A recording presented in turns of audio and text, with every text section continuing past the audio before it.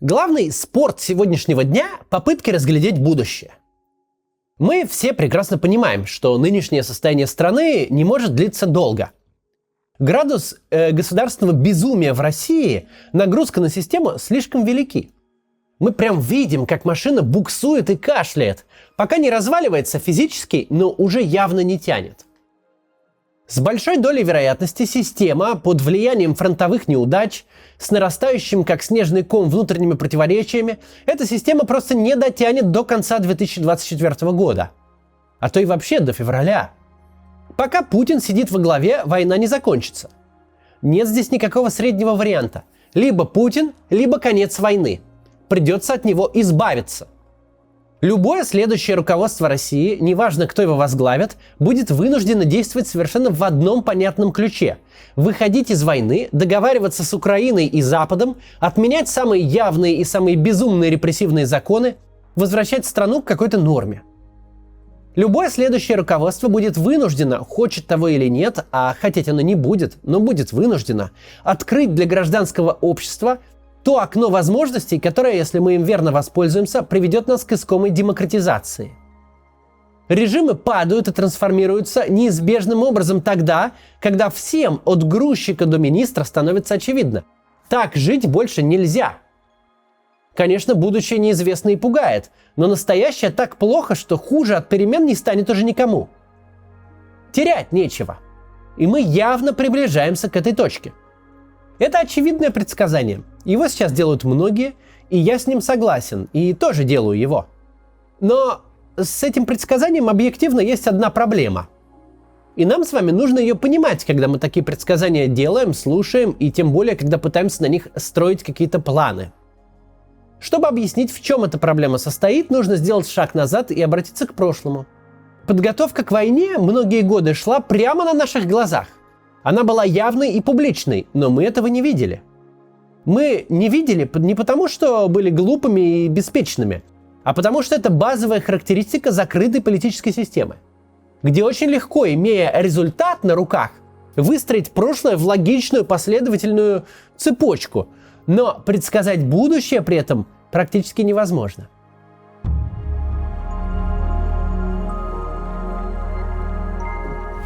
Последние 8 лет у каждого, кто следил за российской экономикой, был один и тот же вопрос. Зачем государство так отчаянно сгребает деньги в резервы? Какой-то совершенно необъяснимый синдром Плюшкина. Неважно, что экономика в стагнации. Неважно, что реальные доходы граждан падают. Важно лишь одно – профицит бюджета. Какую цель преследовало повышение пенсионного возраста? Зачем повышали НДС? Такие действия были бы объяснимы при бюджетном кризисе, но его не было. Зачем же тогда душить экономику, отбирать деньги у людей и рисковать своим рейтингом? Просто для того, чтобы цифры резервов нарастали? Это походило на старый анекдот. Мужик столько накопил на черный день, что не мог дождаться, когда же этот черный день наконец настанет. В России миллион проблем, которые не решаются годами из-за отсутствия финансирования. Аварийный жилой фонд, износ коммунальных сетей, дорожной инфраструктуры, тысячи школ с уличными туалетами и печным отоплением. Общественный транспорт за пределами Москвы и Санкт-Петербурга, зарплаты бюджетников, состояние больниц. Не мне вам перечислять. Это масса проблем, которые могли бы решиться деньгами сразу, но не решались десятилетиями. В то время как эквивалент федерального бюджета лежал в резервном фонде и половина ВВП в резервах Центрального банка. На полях скажем, что именно это наиболее удручающее и горькое зрелище. Горько видеть, как государство сегодня сжигает макроэкономические суммы совершенно в никуда, во вред двум огромным странам, во вред всему миру. Ведь этих денег было бы достаточно, чтобы привести жизнь граждан на совершенно иной уровень. Чтобы миллионы людей вытащить из абсолютной бедности. Чтобы российская провинция не представляла собой декорацию постапокалипсиса. Чтобы люди жили дольше, богаче и комфортнее. Чтобы ликвидировать этот постыдный зазор в уровне жизни Москвы и всей остальной страны. Чтобы поселковые дети не добирались до школы, балансируя на аварийном мосту. Мы могли жить в принципиально иной стране, но готовились к войне и оказались в войне. Это катастрофа. Теперь мы понимаем, как выглядит тот черный день, к которому готовились. Это не значит, что финансово-экономический блок правительства был в курсе, к чему готовился он. Это значит лишь, что ему была дана установка – тратить деньги плохо, а сберегать любой ценой, вопреки здравому смыслу, хорошо. Чему финансово-экономический блок и следовал. Теперь мы понимаем, за что заплатили экономическим ростом и доходами. Все ради того, чтобы были деньги сегодня содержать ЧВК Вагнера и покупать дроны у Ирана. Повышение пенсионного возраста вообще выглядело очень странной затеей. Оно почти не имело бюджетного эффекта. Выстрел в собственную ногу, в священный рейтинг, казалось бы. Но это если не иметь в виду, что ты хочешь захватить себе 11 миллионов украинских пенсионеров. Ведь если Украина в твоем воображении будет вскоре захвачена, то все встанет на свои места. Пенсионеров станет на четверть больше. Нужно заранее об этом как-то позаботиться, заложить экономию.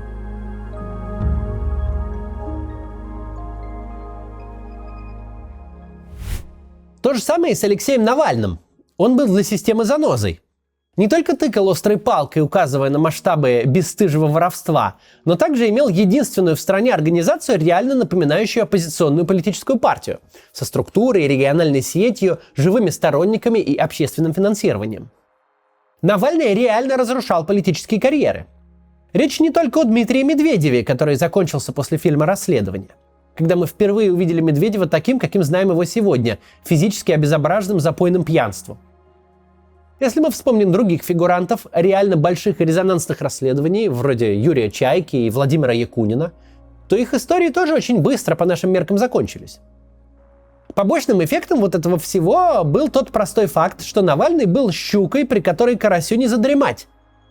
Каждый большой чиновник, попавший в расследование Навального, лишний раз убеждался в мысли, что его физическая свобода вовсе не его заслуга, а вопрос лишь хорошего настроения Владимира Путина. Что даже не придется против этого чиновника фабриковать какое-то дело, не нужно убеждать общественное мнение. Все и так видели, насколько мерзкий он жулик и вор. Много лет сохранялась это в каком-то смысле симфония. Есть Путин, а есть антипутин. Казалось, что система к ней вполне адаптировалась. Ни для какой системы неплохо, что в ней есть такой человек, над которым не властна цензура, который не боится называть черное черным и который готов идти на большие риски. Ведь он один из немногих оставшихся инструментов обратной связи. Любая проблема, на которую обратил внимание Навальный, больше не может лежать под спудом. Ее приходится так или иначе решать. А если в системе есть механизм коррекции, хотя бы явных ошибок, то это делает ее более устойчивой, но не наоборот. Да, Навальному нельзя ни на какие выборы. И никому с ним связанному нельзя ни на какие выборы. Это попробовали в 2013-м и пошло плохо. Люди как-то уж больно хотят избрать Навального на какую-нибудь должность. Ему заказан вход на любое эфирное медиа, кроме «Эхо Москвы», потому что больно много людей он оттуда убедит, если его туда допустить. Его фамилию буквально запрещено называть. Но как большой самостоятельный спикер он вполне может существовать в рамках существующей модели. Покушение на Алексея Навального в августе 2020 года выглядело полным безумием. Что с системой такое случилось? Почему она еще полгода назад могла терпеть Навального на свободе, а теперь не может терпеть Навального даже в живых? Я тогда строил гипотезы, и все строили гипотезы. Но никто не смог ответить на этот вопрос. Ответ пришел спустя 1,5 года. Система может себе позволить Навального в мирное время, но не во время войны. Во время войны она не может себе позволить фигуру, вокруг которой собирается протест. Не может себе позволить того, кто, находясь в России, на многомиллионную аудиторию будет говорить о преступном характере развязанной войны и будет координировать массовый протест против нее. Кто, в принципе, будет показывать, протестовать против войны можно, нужно и правильно. Того, кто будет этот протест нормализовывать. Не может в воюющей стране быть антипутина. Никакой второй нормы быть не может.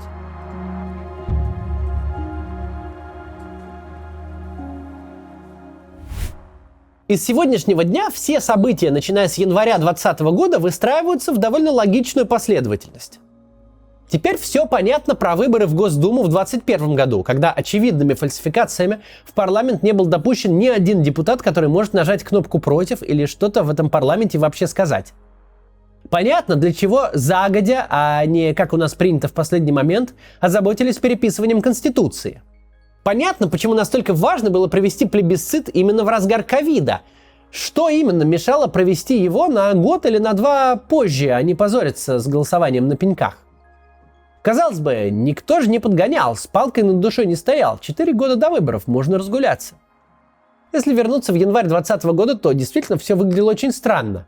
С ровного места, в спокойный и стабильный период, система вдруг решила устроить себе масштабное и дорогостоящее во всех отношениях приключение. Та система, которая всегда выбирала не чинить то, что не сломано, которая всегда откладывала на завтра то, что можно сделать сегодня, всегда избегала любого риска и вообще любых действий. Теперь понятно, что времени было гораздо меньше, чем нам казалось, что между формальным обнулением и, собственно, выборами президента планировалось еще одно мероприятие, к которому нужно было подойти уже полностью готовым. Триумфальный референдум о доверии Путину, героическая победа над Украиной и уверенное переизбрание на 5-й и он же 6-й президентские сроки. Все три события должны быть разнесены во времени, рядом их не поставишь, система надорвется. При взгляде назад непонятно, как мы вообще могли быть такими слепыми. Как мы не разглядели, что все действия системы укладываются в довольно стойкую логику, в логику подготовки войны. Почему, когда ведущие экономисты в эфире «Эхо Москвы», обсуждая бюджет, на каждый следующий год говорили, что это бюджет воюющей страны, мы воспринимали это как абстракцию?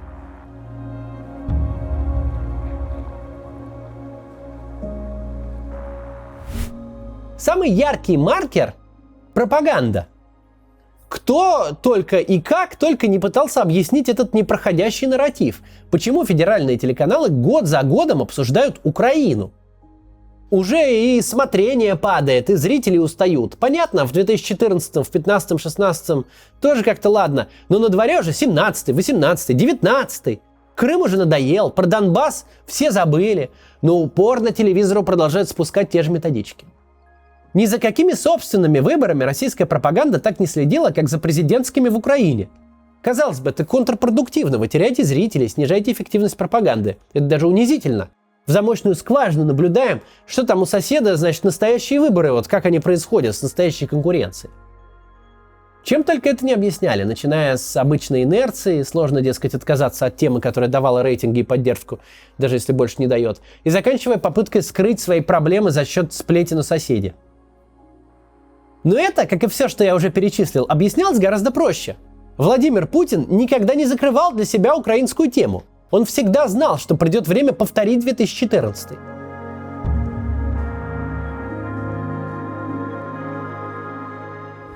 И в этом самое главное свойство закрытых систем. Именно это отличает их от публичных конкурентных демократий. Когда из этого черного ящика что-то вылетает, то нет никакой проблемы объяснить, откуда оно взялось, ведь все предыдущие события выстраиваются последовательно и логично. Но предсказать происходящее внутри самого ящика и последующие события, которые он выкинет, практически невозможно. Чтобы наши рассуждения о будущем не были сумасшедшими, надо понимать именно это важнейшее ограничение. В тот самый момент, когда система развалится, будет очень легко объяснить, почему это случилось. Мы скажем о том, что уже спустя полгода войны государство потеряло монополию на два своих инструмента власти – на насилие и на пропаганду. Что у нас возникла масса частных региональных этнических армий и бандформирований. Они открыто вели между собой информационную борьбу за влияние и ресурсы. Что Рамзан Кадыров, простой губернатор, заключив союз с Евгением Пригожиным, простым уголовником, могли снимать армейских генералов. Мы вспомним тот момент, когда вертикаль пошла трещинами. Президент мобилизацию объявляет, мэр Москвы отменяет. Губернатор говорит одно, военком другое, а потом губернатор отчитывает военкома как школьника, не будучи ему даже формальным начальником. Мы обязательно скажем, что в какой-то момент стало совсем непонятно, кто, кому и по каким вопросам подчинен. Что были формальные должности, а были неформальные статусы. Что выросли какие-то координационные советы, подменяющие собой одновременно и правительство, и армейское руководство. Мы скажем, в какой-то момент разноголосица достигла таких масштабов, а заявления разных чиновников, включая Путина, сложились уже в такую шизофреническую картину, что стало непонятно, кто вообще страной руководит. Чье слово, да даже бог с ним со словом, чья бумажка с подписью и печатью теперь имеет юридическую и фактическую силу. Это было удивительное, скажем мы, время чудес. Министр обороны мобилизацию заканчивал, а военком Сидоров из райцентра Ивановской области открывал вторую волну облав на всех, кто отдаленно похож на прямоходящего мужчину. Видели бы вы тогдашнюю пропаганду, друзья, скажем мы, в будущем. Пока Министерство обороны мамой клялось, что всего необходимого у мобилизованных в избытке, губернаторы и ведущие телепропагандисты собирали донаты на трусы и теплые носки для армии. Представляете себе, Это все было одновременно. В подвалах Гатчинского дворца есть особое место. Если громко там крикнуть «Кто здесь правил?», то третье эхо ответит «Павел». Мы же вдруг оказались в стране, где правильный ответ на вопрос «Кто здесь правит?» будет «Да фиг его знает», по ситуации. Это стало точкой невозврата, скажем тогда мы. Система уже никогда не смогла себя стабилизировать и разошлась по швам. В итогах этого мы с вами, граждане 2000 такого-то, значит, года, теперь живем. Описать и объяснить все будет очень легко. Ведь все было у нас прямо на глазах. Как подготовку к будущей войне мы на самом деле видели, так и контуры развала мы тоже на самом деле сейчас видим. Проблема в том, что совершенно публичные действия по подготовке к войне стали видимыми только с началом войны. Точно так же и контуры и механики развала станут очевидными лишь в тот день, когда развал состоится. Я бы с радостью проспойлерил вам конец сериала, массовкой которого мы с вами стали. Не по своей воле массовкой. Который явно затянулся, и чьи сценаристы пытаются изобретать все более безумные твисты, чтобы не потерять зрителя. Но правда в том, что мы все вместе следим за сюжетом и только в конце скажем: «Так вот, как оно все случилось. Теперь понятно». Так что осторожней с прогнозами. До завтра.